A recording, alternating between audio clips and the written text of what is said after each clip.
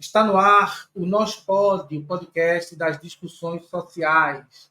Em uma sociedade cada vez mais diversificada, a educação desempenha um papel crucial na formação de indivíduos políticos e socialmente conscientes.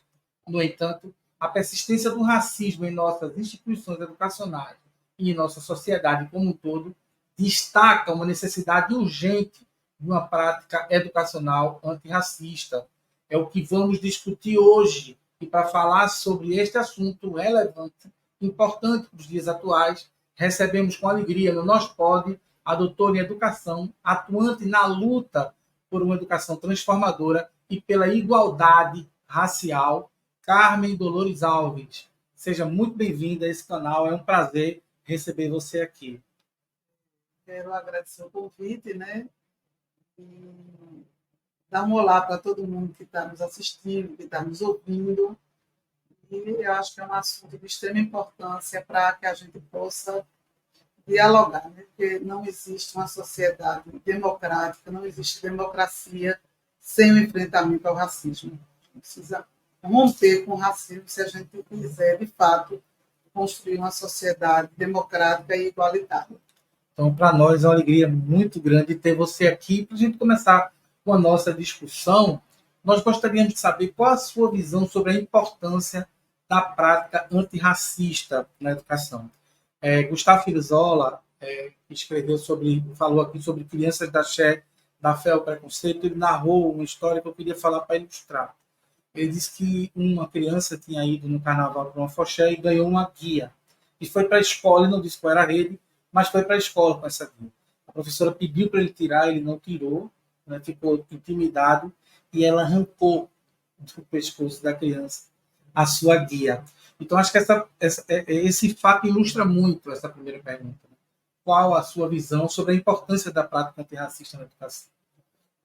Na verdade, né, quando a gente pode dizer qual seria, para introduzir esse tema, né, qual seria o papel da educação, né? Então, a educação ela tem um papel fundamental trabalhar na perspectiva da igualdade, né? Então, o racismo na educação ele leva à desigualdade. A importância da educação antirracista é a perspectiva da gente superar essas desigualdades.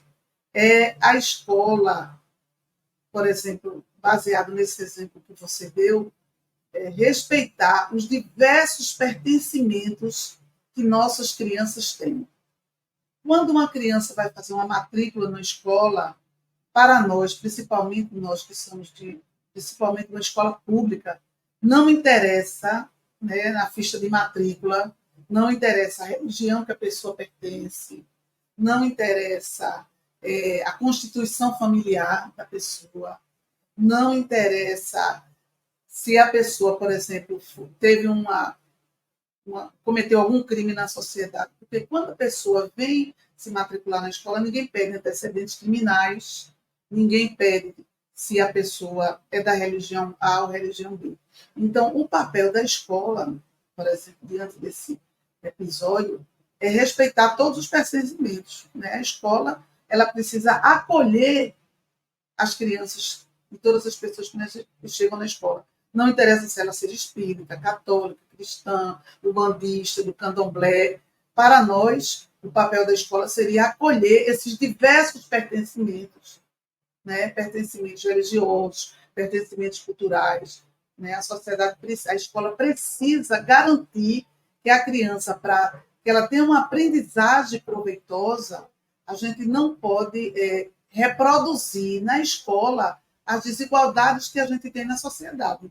Porque se você produz essa desigualdade, né, essa desigualdade baseada na nossa colonização, né, onde o racismo ele hierarquiza, ele coloca a população preta, a população negra, numa situação de hierarquização, como se a população branca fosse superior e a população negra inferior. Então, essa hierarquização na escola, se a gente reproduzir isso, nós estamos fadados a fazer com que essas crianças não tenham as mesmas condições de aprendizagem. para que as crianças tenham as mesmas condições de aprendizagem, ou crianças brancas e crianças negras, a escola precisa garantir um ambiente, né, onde a educação não possa levar em consideração o racismo e essa condição antirracista. Então, eu acho que a importância da prática antirracista, ela tem essa importância quando ela desconstrói alguns estereótipos negativos que a sociedade imputa para essas crianças. Né? Então, acho que a escola ela tem um papel de desconstruir essas desigualdades. Né? Ela precisa, de certa forma, a educação antirracista, ela precisa positivar, ela precisa valorizar essas diversas identidades. Nós não queremos hoje que nossa educação é uma educação baseada no eurocentrismo. O que nós, defensores de uma educação racista, não queremos tirar uma educação eurocêntrica e colocar uma educação africacêntrica, por exemplo, vamos dizer. Não é isso. Né? Colocar só a ideia de uma sociedade africana, afrocentrada. Mas é a ideia de que a gente possa mostrar que a construção do nosso país, a construção da sociedade brasileira, ela teve a importância de diversos povos. Tivemos a importância dos europeus, tivemos a importância dos nossos povos nativos que estavam já aqui no Brasil e tivemos a importância da população, né, do povo africano, que mesmo sendo trazido para o nosso país, né, que a gente precisa depois fazer essa separação, né, que as pessoas não eram escravos. Né? A gente precisa fazer essa diferença. As pessoas eram escravizadas. E quando elas eram escravizadas, elas foram retiradas de ambientes onde elas tinham diversos pertencimentos, diversas sabedorias, né? Vieram para o Brasil e trouxeram grandes contribuições para a construção do nosso país. Então, eu acho que a educação antirracista ela tem esse papel, né, de resgatar essa valorização, né, do continente africano, a desconstrução da hierarquização da população negra e também valorizar as diversas formas dessa população, né? Valorizar o nosso estereótipo, valorizar o nosso cabelo, valorizar a nossa cultura, valorizar o nosso fenótipo, né? E que esse fenótipo, que é um fenótipo diferente das outras pessoas, ele não pode ser desprestigiado, não pode ser desvalorizado, não pode ser discriminado, não pode ser forma de descriminalizar e hierarquizar. Então, acho que essa seria a importância da educação antirracista. Eu já adorei esse primeiro bate-papo, porque é bom que se desconstrua a ideia de que, principalmente nos anos iniciais, a criança vai para a escola aprender matemática e química. Na realidade, a criança vai aprender noções de sociabilidade. Se dentro dessa perspectiva de noções de sociabilidade ela aprende uma educação antirracista, a possibilidade de, no futuro, ela não se tornar racista é muito maior do que a gente não discutir isso na primeira infância. Você concorda? Sem dúvida, né? Eu concordo. Por exemplo, na primeira infância, principalmente, né, a gente observa, inclusive, que na própria educação infantil, as crianças, como elas não podem opinar, né, a gente vê muitas vezes na educação infantil que as crianças são submetidas a atitudes racistas, na perspectiva de que a gente quer alisar o cabelo da criança, de que a gente quer modificar o cabelo da criança, né, de que a gente quer embranquecer. Eu acho que essa é o papel de uma educação antirracista, é de enfrentar esse embranquecimento que a escola tenta dar na sala de aula, como se todos nós tivéssemos, onde essa população negra, essa população preta, tivesse que se embranquecer para ser reconhecida e valorizada. E eu acho que a gente precisa, né, romper isso. No Brasil, a gente teve muito esse embranquecimento, né, através da democracia racial. A gente queria embranquecer o nosso país, acreditando que quando o Brasil se tornou uma república, era preciso embranquecer a nossa nação para que ela não fosse uma nação preta, para que ela não fosse uma nação negra. E isso a gente herdou esse pensamento que está enraizado no racismo estrutural, né? Está nas estruturas da nossa sociedade, na escola, está na igreja, está na cultura, está nos diversos espaços sociais. Esse racismo ele está na estrutura da nossa sociedade, herdada, né, por esse período colonial, nesse período onde a gente teve o escravismo, onde o negro era visto de forma como um objeto, e não como uma pessoa. Né? No caso, era a ideia de desumanizar a pessoa preta e a pessoa negra para poder você utilizar essa pessoa como objeto e vender essa pessoa e fazer o que aconteceu no racismo e no período escravista no Brasil. É muito interessante e importante a gente falar sobre essas questões, porque quando você fala do cabelo, eu acho que isso é um tempo que a gente vai falar agora na segunda pergunta, fica muito evidente até a forma com que a gente tratava. Né? A gente tratava cabelo bom e cabelo ruim. A gente não tratava de cabelo liso e cabelo crespo. Então, para o adulto, né, e também numa live que a gente fez aqui sobre ancestralidade feminina preta, a Alice falou que ela só veio se reconhecer preta com 21 anos. E ela falou de como era difícil para ela a questão tipo de botar batom e realçar ainda mais os lábios e a questão do cabelo. Isso para uma menina de 21 anos, uma mulher de 21 anos. E como o racismo se manifesta no ambiente escolar? Como é que os alunos recebem isso? Como ele se manifesta no ambiente escolar? Como é que o racismo se manifesta no ambiente escolar? Né?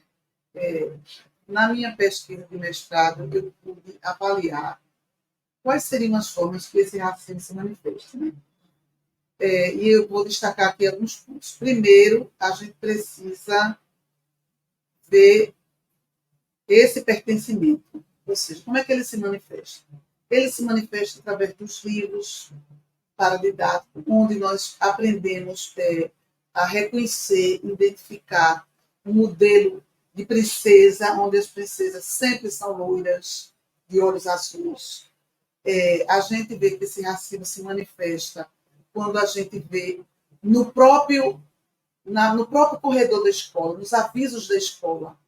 Ali tem figuras, tem imagens, tem a criança negra, ela está se vendo naquele ambiente escolar, ela está se vendo nos livros e nos contos infantis, ela está se vendo nos livros didáticos, ela está se vendo numa festa da Rainha do Milho. Quem são as crianças que são escolhidas para ser Rainha do Milho? Né? Quem são as crianças que são escolhidas para ser do pastoril, para ser as figuras mais representativas da escola? Então, o racismo se manifesta na escola com a invisibilidade das crianças negras nos processos de liderança, nos processos de destaque na escola. Então, isso os protagonismos. Exatamente. Isso é uma coisa assim, muito grave, né? Porque é uma coisa que a gente não percebe. Né? As coisas são naturalizadas. Né? Eu acho que um dos grandes problemas que a gente identifica do racismo na escola é quando uma criança, por exemplo, ela chega para a professora e diz: tia, o menino chama meu cabelo de bombril. Aí qual é a atitude da professora? Aí a professora diz: não, ele está brincando. Então, relativiza. Exatamente. Essa naturalização que existe no ambiente escolar, de desqualificar o fenótipo, o cabelo, né, a cultura das crianças negras, da população negra, de uma forma em geral, é o que acontece na escola. Quer dizer, ele se manifesta de uma forma muito sutil e ele é naturalizado como se aquilo fosse uma coisa da normalidade do dia a dia. Você chamar uma criança de cabelo ruim, você chamar uma criança de feia, de beiçuda, de colocar vários apelidos, né? Isso é naturalizado como se fosse uma brincadeira na escola, né? Que a gente chama de racismo recreativo. Então, essa forma é que eu considero que o racismo se manifesta na escola, né? Nesse processo de desqualificação, onde a criança não se vê nas bonecas que tem na escola, não se vê no cartaz que está na parede, né? Não se vê nas diversas formas da escola, nas diversas atividades da criança negra ela é invisibilizada, ela não é protagonista daquilo que a gente pode considerar de mais importante na escola. Então, dessa forma. E você falou de uma coisa que me chamou a atenção, que é a questão do livro didático. Eu lembro que trabalhei com o quarto ano uma vez, e estava escrito um texto que falava só sobre as coisas do Sul. E nesse texto falava sobre cachecol. Eu nunca esqueci isso. E as crianças não conseguiam entender o que era cachecol, porque cachecol não é uma coisa da nossa cultura, da nossa realidade. Ah, Alexandre, você está dizendo que, enquanto professor, as crianças não precisam aprender o cachecol? Não, elas precisam. Mas até chegar no cachecol, ela precisa saber o que é chapéu de couro, ela precisa saber de outras coisas que fazem parte da nossa realidade, que estão muito mais parte, né, da vida delas do que um cachecol. Então, diante desse cenário com relação aos livros didáticos e aquilo que você falou com relação de como se manifesta no ambiente escolar, quais são os principais desafios para a implementação da educação antirracista? Eu vou linkar um aqui que eu considero importante, que eu acredito até que algumas redes trabalhem, que é a questão da formação docente. Mas a formação docente também é um complicador para a produção de uma educação antirracista, porque o professor também leva para dentro da sala a sua cultura, a sua compreensão de mundo, a sua percepção de vida. Então, o professor que relativiza, ele pode ter uma relação muito proximal com a questão racista. Eu digo proximal não no sentido de entender a importância de uma prática antirracista, mas de praticar o racismo como estrutura, como alguém que replica uma ação estrutural. Então, do teu ponto de vista, quais são os principais desafios para a implementação da educação antirracista? A formação docente é um deles? Sem dúvida, né? A Lei 10.639, que a gente foi uma lei implementada no primeiro mandato do presidente Lula, né?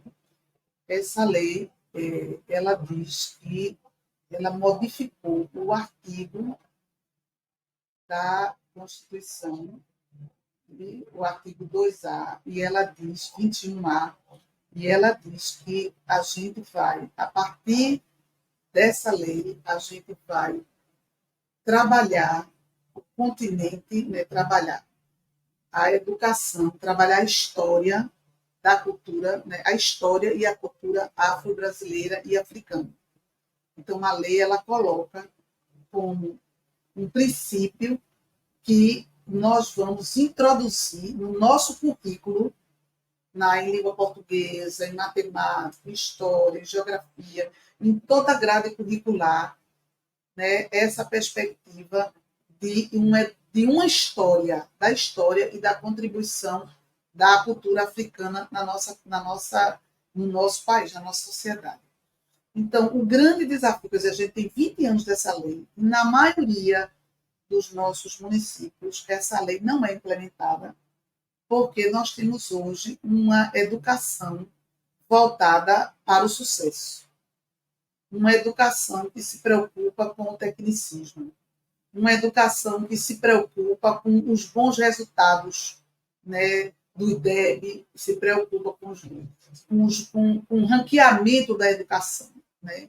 Então, esse avanço dessa educação gerencialista, que a gente diz, né, ela se torna um desafio ainda maior para construirmos uma educação antirracista. Agora, sem dúvida, o primeiro passo, né, eu tive a oportunidade de ser formadora, né, trabalho com formação de professores também, né, e essa formação de professores eu considero ela estratégica na perspectiva de que o professor precisa se empoderar, ele precisa se fortalecer, ele precisa entender de que ele, através dos diversos conteúdos, ele pode apresentar essa diversidade. Né? Primeiro, a gente desconstruir em nossas crianças essa ideia de que a África é um país.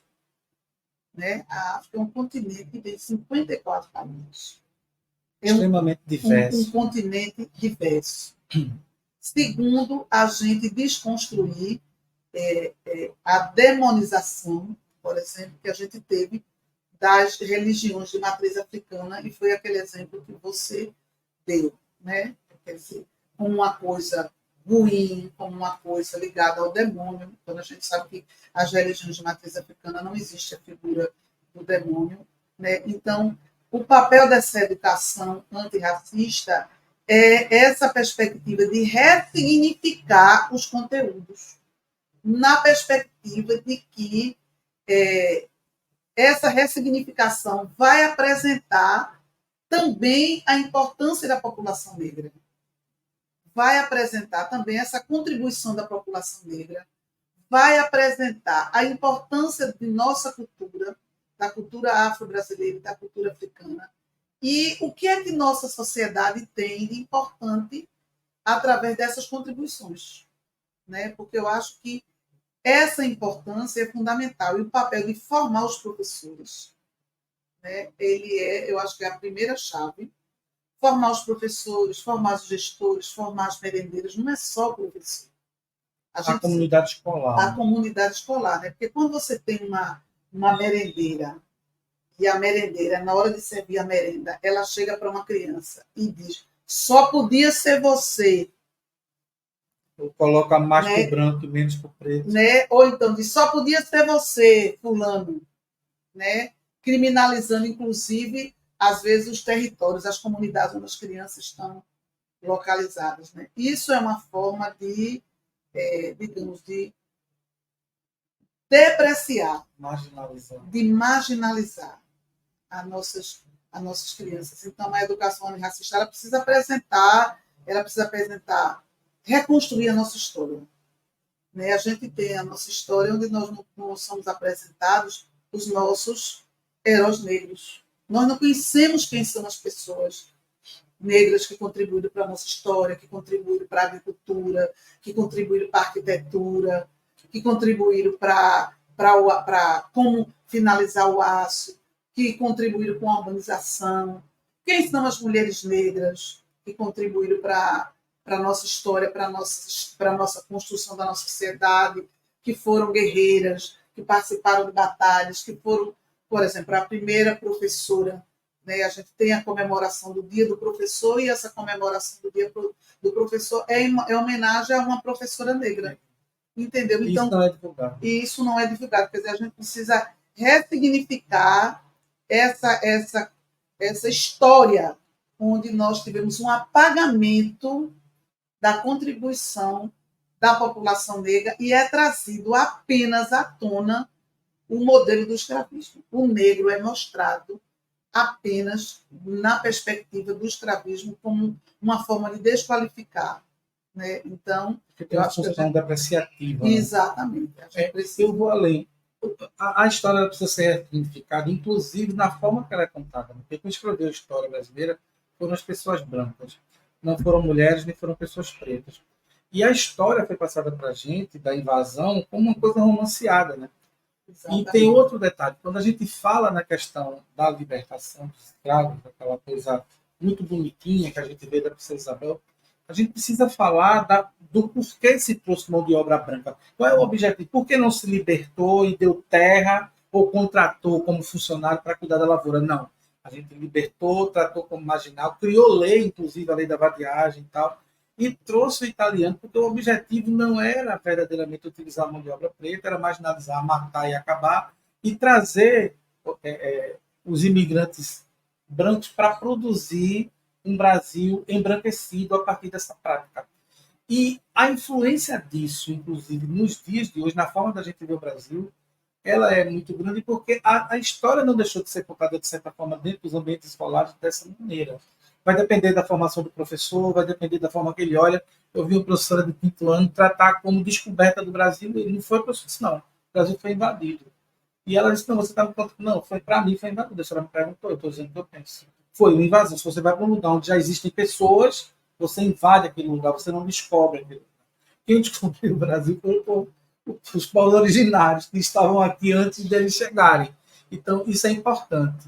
Eu vou trazer aqui para vocês, falar, né, de quem colabora conosco para que o Nós Pode possa existir. Então, o Nós Pode tem a colaboração da Ferremig, Serviço de Equipamentos de Soldagem, fica na rua São Mateus, número 645, né, na Iputinga. O telefone da Ferremig é 81 99976 1962. Repetindo para vocês, 99976 1962. E também, Marta, design gráfico, identidade visual, logotipo, banner, material de divulgação, card, capa de livro. Basta você entrar em contato com Marta. Dessa vez, o DDD é 85 988 43 7109. Repetindo para vocês, 988 43 7109. E nós gostaríamos de pedir que vocês se inscrevessem no nosso canal do YouTube, seguissem-nos no Spotify e também no nosso Instagram. O nosso Instagram é @nospod.podcast. Vai lá, se inscreve, compartilha, comenta, leva lá para as pessoas que quiserem conhecer o nosso conteúdo, ajuda-nos a divulgá-lo. E também os nossos episódios são postados toda quinta-feira, às 20 horas, no nosso canal do YouTube e simultaneamente no Spotify. É só você entrar lá. E quem desejar ser nosso parceiro, é só nos procurar. Procura a gente lá no Instagram, nosso podcast, e nossa produção entrará em contato com você. Se você também desejar enviar algum tema, alguma sugestão, quiser fazer algum tipo de comentário, né, é só comentar embaixo aqui no YouTube ou também no Spotify. E hoje nós estamos recebendo aqui, né, Carmen Dolores, né, para falarmos sobre a questão da educação, da importância da educação antirracista. Então, dando continuidade à nossa discussão, de que forma a educação antirracista pode contribuir para a formação de cidadãos críticos e conscientes? Eu percebo que nós estamos vivendo um momento, se eu estiver errado, me corrija, que a produção da crítica política, da crítica social é muito importante. E que talvez não termos investido nessa produção no passado faça com que esses episódios políticos dos últimos anos tenham acontecido. Então, o que a gente pode fazer de que forma a educação antirracista pode contribuir para a formação de cidadãos mais críticos e conscientes? Eu acho que nós estamos vivendo um momento muito difícil na nossa sociedade. Um momento que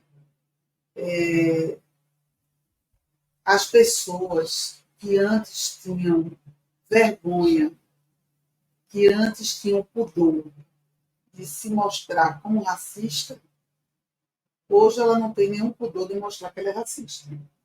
Né? Então, isso é uma coisa, assim, nós estamos vivendo de uma forma geral, não só no Brasil, né, mas no mundo, né, um aumento das práticas antirracistas, né, e esse aumento das práticas antirracistas também tem tido um contraponto, que é o aumento de jovens que hoje não têm vergonha de mostrar a sua identidade negra. Né? A gente tem tido, por exemplo, eu também, né, sou uma pessoa que vim da periferia, né, morei 30 anos na Mostardinha, na comunidade, e na Mostardinha eu não me sentia negra. Né? Eu não tinha essa perspectiva dessa identidade negra, entende? Eu não sofria imediatamente o racismo. Mas quando eu fui assumir uma função, que a gente pode dizer que é uma função supostamente de poder, fui ser uma coordenadora de um departamento, então, na primeira enfrentamento e na primeira divergência que eu tive com uma pessoa, a pessoa utilizou do mecanismo do racismo para me desqualificar. Né? E disse, quem essa neguinha pensa que é, por exemplo? Então, a educação antirracista, ela vai contribuir para que, na verdade, a gente não forma consciências, né, mas a gente sensibiliza as pessoas para a construção da sua consciência crítica. A educação antirracista, ela vai ajudar a fortalecer o pertencimento e a identidade das crianças negras, né? E também vai fortalecer que outras pessoas, que outras crianças que estão junto na nossa sociedade entendam que o problema do racismo não é um problema do negro. O problema do racismo é um problema de todas as pessoas, brancas e negras. O problema do racismo é um problema da sociedade.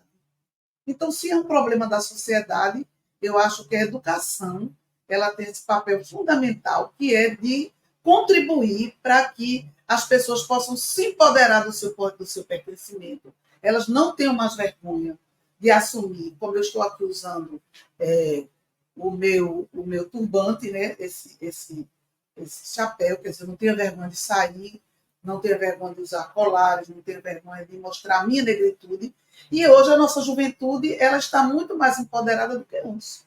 As pessoas estão se sentindo fortalecidas. Então, eu acho que os diversos grupos que estão se criando hoje na sociedade, as pessoas participando mais de afoxé, mais de grupos negros. Né? Eu participo, por exemplo, do Yalamucage, que é um coletivo de mulheres negras de Pernambuco. Então, esse movimento também antirracista, ele tem crescido.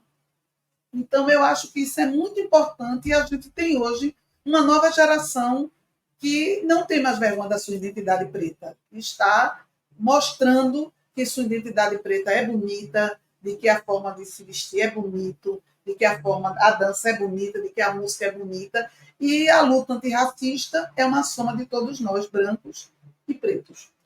Eu vou vir a se voltar um pouco no tempo, para a gente poder incrementar um pouquinho essa pergunta e te fazer a seguinte questão. Isso cresceu mediante o sistema de cotas, o acesso das pessoas pretas à universidade, o surgimento de teóricas, não vou falar dos teóricos pretos, mas de teóricas pretas contemporâneas, Chimamanda, Grada Quilomba, Audre Lorde, Bell Hooks, Conceição Evaristo, falando dessas que são contemporâneas. Você acha que esse empoderamento, essa coisa da submissão, vamos dizer assim, a Alice tem 24 anos, acho que ela disse que se negra com 20 anos, se não me falha a memória. E a gente escuta esse discurso muitas vezes. Mas ela já viu com 21, você disse que passou 30 anos vivendo na comunidade e não se sentia preta. O fato das pessoas estarem assumindo o Black Power, assumindo o turbante, assumindo a religião de matriz africana, porque muitas vezes a pessoa participava, mas não queria assumir que fazia parte da religião de matriz africana, porque isso era uma coisa que para ela era complexa. Se deve a esse acesso ao conhecimento, ao saber, à cultura, à universidade e também ao surgimento de expressões intelectuais como essas que eu falei. Não, eu acho o seguinte, no meu estudo eu comprovei que a Lei 10.639 ela não foi fruto de nenhum governo. Né? Mas isso é a luta do movimento negro, social negro. Entendeu? A luta do movimento social negro, já em 2021, na Conferência de Durban, na África do Sul, onde se exigia, né, o reconhecimento como a escravidão como um crime contra a humanidade, e que esse crime contra a humanidade precisava ser reparado, porque nós tivemos uma corrida no Brasil de 100 metros. Nessa corrida do Brasil de 100 metros, na primeira Constituição, a população preta não podia participar. Então, eu dou o grito, eu dou o apito para você correr, tá certo? Quando eu dou o apito para você correr, a população branca correu 70 metros, só depois que ela correu 70 metros é que a população negra foi poder correr. Então, quando a gente hoje tem cotas e outras questões que são importantes, são movimentos de reparação do Estado, por reconhecer que foi negado para essa população educação, saúde, direito, terra e tudo que a nossa sociedade sofreu. Então, eu acho que esse movimento de resistência do povo negro, do povo preto, dos diversos quilombos, né, da resistência negra, do movimento social negro, eu posso dizer que ele é um dos responsáveis principais por essa, claro, e a partir daí também o surgimento de intelectuais negros, né, o surgimento de acesso à leitura de pessoas de produção, né, de produção intelectual negra, tudo isso contribuiu. Mas, sem dúvida, eu acho que a maior contribuição, sem dúvida, veio da resistência do movimento social negro nas suas diversas formas. Né? É a capoeira, é o afoxé, é o maracatu, é o movimento MNU, é a Rede Mulheres Negras, é o Yalamucage, são essas instituições que estão em nossas periferias, que estão na cidade, em todo o Brasil, na resistência. E eu acho que a partir dessa resistência nós vamos nos empoderando e hoje as pessoas têm muito mais vida, muito mais vontade, muito mais orgulho de não ter vergonha da sua identidade negra. Eu acho isso importante.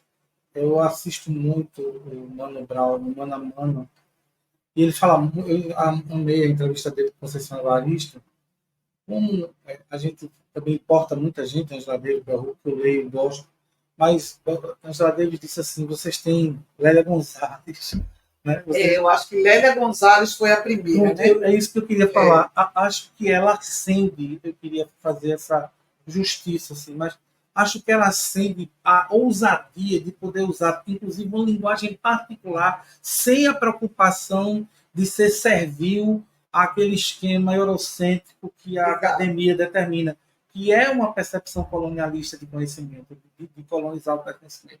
Então, hoje você tem acesso a essas intelectuais e esses intelectuais negros. Eu sei que hoje também tem uma geração nova, como Carla Cotirene, como a própria Djamila Ribeiro, como Silvia Almeida, falando de homem, mas como Silvia Almeida, que traz também uma discussão social importante. Então, eu percebo também, se eu estiver errado, você pode ficar à vontade, que há uma luta também para que a gente possa produzir política de Estado, não só política de governo, né? Porque parece que quando a gente fabrica a política de governo, quando os governos mudam, como foi o caso que nós passamos nos últimos, sei lá, 6 anos, 7 anos, é muito fácil desmantelar aquela estrutura que estava funcionando como algum tipo de política de reparação. E é bom também a gente falar que a cota e esse tipo de política não é uma política de benefício, é uma política de reparo. Você quer falar um pouquinho sobre isso? Porque eu acho isso tão importante que às vezes as pessoas consideram, principalmente as racistas, mesmo as enrustidas, aquelas que não se declaram ou até não sabem que são, elas agem como se o Estado estivesse fazendo algum tipo de esmola, algum tipo de favor, sabe, à população preta do nosso país. Então, eu acho que esse é um bom momento para a gente falar que há um significado importante quando a gente fala de política de reparação, um significado histórico, inclusive. Por exemplo, a política de cotas, né, surgiu nos Estados Unidos, né? Mas eu queria falar o seguinte, veja, nós temos o caso do povo judeu. O povo judeu, né, quando a gente teve o Holocausto, essas pessoas foram retiradas do seu território, né, e foram apropriados, né, riquezas, pertences, propriedades, né? Então, existe hoje um movimento, né, inclusive, do Estado reparar essas pessoas que passaram pelo Holocausto, no sentido de devolver o seu patrimônio, devolver suas riquezas, devolver suas joias, devolver todo esse patrimônio. Então, ninguém acha essa reparação errada. Acha que essa reparação é perfeitamente possível.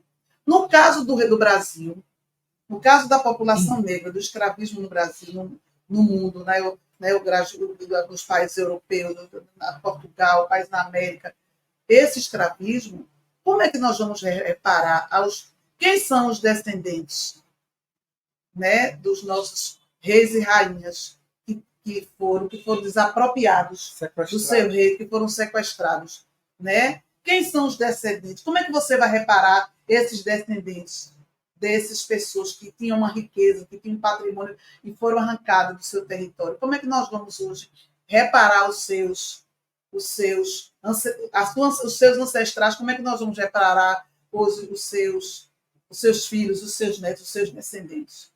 Então, nós não temos que fazer essa reparação. Então, essa reparação, ela precisa ser de oportunidade. Porque essas oportunidades, elas foram retiradas principalmente na educação. As pessoas não podiam estudar. As pessoas, quando a gente teve o processo, os povos libertos, né, após o processo de escravidão, as pessoas ficaram sem terra, as pessoas ficaram sem trabalho, né? A ideia de embranquecer o Brasil, essas pessoas foram para lugares difíceis, de difícil acesso, onde não tinha escola. Então, o Brasil e a sociedade está reparando, na verdade, o que essas pessoas, o que lhe foi negado, inclusive pelo Estado. Porque foi o Estado que negou para essa população. Então, o Estado brasileiro e a sociedade brasileira precisa reparar para essas crianças e para a população negra aquilo que foi retirado de direito, o que foram as oportunidades. Então, o que nós hoje exigimos, o que nós cobramos é oportunidade. Então, para você garantir a oportunidade na educação, né, você precisa descolonizar esse currículo. Né? Porque esse currículo, essa forma de ensinar, esses materiais, né, essa história, ela foi contada do ponto de vista do colonizador. Ela foi uma história, né, real. Ela foi contada, ela não teve a participação das pessoas que foram oprimidas, do colonizado. Ela teve só a ideia do colonizador. Então, no nosso currículo, nós precisamos descolonizar esse currículo, precisamos descolonizar o livro didático, precisamos descolonizar. Né? Nós estamos aí na escola fazendo o tempo todo festa cristã. Né? A Páscoa é uma festa cristã. O Natal é uma festa cristã. Quando eu boto Nossa Senhora na nossa escola e na entrada está lá Nossa Senhora, nós estamos, de certa forma, impondo para todos os estudantes daquela escola uma ideia universal de que essa escola, essa é a única religião. Quer dizer, a escola ela tem que ser laica. Ela tem que ser laica. Se ela quer ser uma escola democrática e antirracista, ela tem que ser laica. Ela tem que respeitar todos os pertencimentos, como eu falei no início, religioso, cultural de todas as pessoas. Eu vibro. Tem tema para a gente falar, né? Falar muita coisa. Porque quanto mais você vai falando, mais eu vou aqui pensando no papel das coisas. E você falou de Lélia, a gente falou de Lélia Gonzalez, eu estava aqui pensando em Grosz Fobel, em Fanon, em Aimé Cesaré, que eu também gosto muito. E me lembrei de Paulo Freire, né? Porque ele diz assim, é muito ingênuo a gente achar que o oprimido, que o opressor vai se compadecer para dividir espaço com o oprimido. Exato. Isso é uma ingenuidade muito grande. Então, quando a gente fala de política de Estado, é porque ela tem como função a reparação, realmente. Né? E ela é que vai poder produzir essa reparação. Para a gente caminhar para o encerramento do nosso bate-papo, eu queria fazer essa pergunta: que tipo de materiais didáticos e práticas pedagógicas podem ser utilizadas para promover a educação antirracista? E qual é o papel do professor na promoção da educação antirracista? O que a gente falou aqui é que o Estado, dependendo da rede, ela até colabora na formação. Mas o cara não vai se tornar antirracista por formação, porque é uma formação por mês e nessa formação não é toda a formação sobre o racismo. Então, ele vai ter que querer algo mais. Então, eu acho que falar nesses teóricos que a gente falou aqui já é até uma forma de fazer quem está nos ouvindo conhecer quem pode colaborar na formação de uma cultura antirracista e tal.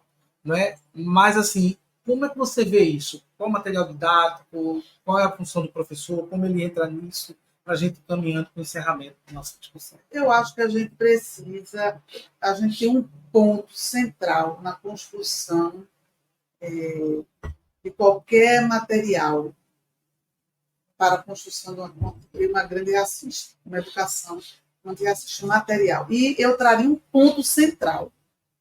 O ponto central é o professor se perguntar: esse material que eu estou fazendo, todas as minhas crianças vão se ver? Todas as minhas crianças vão se ver nesse material? Vão ser contemplados? Vão ser contemplados. Eu acho que esse seria o ponto central. Quando eu vou organizar o meu corredor da escola, esse corredor, ele está representando os diversos pertencimentos de nossa escola. Quando eu vou organizar o São João, quando eu vou organizar um campeonato de futebol, quando eu vou organizar uma banda marcial que vai desfilar, quando eu vou organizar uma atividade de leitura, eu tenho livros que contam a história dos povos africanos, eu tenho um livro que conta contos africanos, eu tenho um livro com princesas negras, eu tenho um livro que fala sobre o maracatu, eu tenho um livro que fala sobre a cultura. Eu não posso, por exemplo, falar sobre Pernambuco sem falar da região da Mata Norte, sem falar dos maracatus rurais. Eu não posso falar, né, do sertão sem mostrar os diversos quilombos que existem hoje no nosso sertão, Pernambuco, nos diversos sertões, porque nós não temos o sertão, não é um sertão só. Cariri, Pajeú. Né? Exatamente. Quais são os nossos quilombos que estão lá? Onde é que está a nossa herança africana? Então, eu não posso falar de Pernambuco numa aula, por exemplo, do 4º ano, sem eu apresentar esse olhar. Então, eu acho que esse material, o papel do professor antirracista, é ele ter esse olhar. Ele, em tudo que ele for construir, em tudo que ele for fazer, ele sempre pensar, seja na aula de história, quando eu for falar de matemática, o que é que eu poderia, qual foi a contribuição do povo africano para a matemática? Tem jogos matemáticos que são usados na África, né? Tem árvores no Recife que são de origem africanas, como, por exemplo, o baobá, né? Então, é esse olhar que o professor tem que ter para que ele respeite a representação social de nossas crianças naquela sala de aula. Então, eu acho que esse seria tudo que ele for fazer, ele sempre representar. Aqui eu tenho crianças brancas, mas na minha sala de aula da classe popular, quem é que está mais lá presente? Está mais presente crianças negras? Então, se eu tenho mais presente crianças negras na minha sala de aula, o que é que eu vou fazer para que essas crianças se sintam pertencentes? Então, tudo que eu for fazer no dia a dia, em tudo, no corredor, nas brincadeiras, na música, no livro didático de história, de geografia, quando eu for dar aula de geografia, aula de história de língua portuguesa, tudo. Quais são os poemas? Nós temos aí Solano Trindade, né, um poeta maravilhoso nosso, pernambucano. Nós estamos apresentando isso para as nossas crianças. Nós estamos descolonizando e deixando de passar apenas uma educação na visão do colonizador europeu, pois nós estamos também mostrando um outro leque onde a contribuição do povo negro, do povo africano esteja ali representada. As possibilidades. Eu acho que seria, na minha opinião, eu estava aqui o tempo todo conversando contigo. Nossa conversa em uma única frase. Eu acho que a nossa conversa numa única frase seria construção de uma educação com equidade. Porque a equidade, ela é além da justiça. Né? A equidade, ela é além da justiça. Uma educação com equidade, ela vai garantir que você divida, né? Nós vamos dividir o pão, mas nós vamos dividir o pão de acordo com a necessidade de cada pessoa. Se você não tem fome, se a sua lancheira está cheia e a sua lancheira está vazia, a democracia não é eu dividir o pão igualmente para todo mundo, mas eu dividir o pão de acordo com a necessidade de cada pessoa. Então, eu acho que essa construção de uma educação antirracista, eu acho que é o que seria de mais importante, eu acho, nessa nossa conversa. Né? Agradecer. Vou passar suas considerações finais. Inscreva-se no nosso canal no YouTube. Siga a gente no Spotify, no Instagram. O Instagram da gente é @nospod.podcast. Ajuda a gente a manter acesa essa chama de busca por discussão sobre as questões da sociedade, né, sobre as desigualdades sociais. A gente sabe que o Brasil é um país estruturalmente racista e a gente precisa trazer isso à tona. E a grande frase que todo mundo repete, de Angela Davis, que já virou clichê, né? A gente precisa de uma ação antirracista e trazer a discussão à tona é uma ação antirracista. Fazer com que as pessoas escutem e discutam a realidade e entendam como ela funciona. Então, nossos episódios eles são postados toda quinta-feira, às 20 horas, em nosso canal do YouTube, também no Spotify, simultâneo. Aperta o sininho lá para tu receber as recomendações. Se você desejar ser nosso parceiro, procura a gente aí nos nossos canais, no Instagram, no @nospod.podcast, e a nossa produção vai entrar em contato com você. E o tema de hoje ele é fruto de duas dicas, né? 2 pedidos, quando a gente pede que as pessoas dê sugestões de temas, que foi educação e racismo estrutural. Então, as 2 pessoas que pediram estão contempladas para a gente conseguir falar sobre as 2 coisas, embora a gente vai falar novamente sobre isso, porque são temas extremamente relevantes e importantes para nós. Suas considerações finais, minha querida amiga. Primeiro, né, agradecer o convite, dizer que é muito importante a gente disseminar esse debate, né, a gente divulgar e levar para as pessoas que nos estão nos escutando que o problema do racismo e de uma educação antirracista não é um problema do povo preto. É um problema de você que é branco. É um problema de toda a sociedade brasileira. Nós precisamos entender que o racismo é uma discussão que interessa a toda a sociedade brasileira. E nós precisamos enfrentar de frente esse racismo estrutural. Ele está presente na estrutura da nossa sociedade, ele está presente na polícia, da forma como a polícia se estrutura, como ela se dirige, como ela trata hoje a população negra diferente da população branca da nossa sociedade. Isso é um peso muito forte, o racismo estrutural. Né? A violência contra os jovens negros no Brasil é uma coisa absurda. Né? Eu acho que o racismo estrutural está presente na dificuldade de acesso à educação, na dificuldade de oportunidade para o trabalho, né? Na dificuldade de você de ascender na profissão. Né? Então, eu acho que a gente precisa buscar uma sociedade que seja mais igualitária, mais justa para todos, que onde todos tenham oportunidades, brancos e negros, mas a gente precisa reconhecer e a gente precisa fazer um recorte que, nesse momento, em nosso país, a população negra precisa de mais oportunidade, porque ela passou 300 anos sendo negado a ela oportunidades que foram dadas a todo mundo da sociedade brasileira. Muito obrigada. Nós que agradecemos.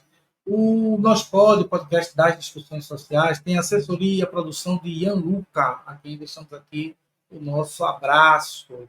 E dizendo para você, agradecemos a todas e todos vocês que já nos seguem, que nos acompanham, que estão sempre interagindo conosco. Né? Essa foi Carmen Dolores Alves e esse foi o Nospod de hoje. Até o nosso próximo encontro.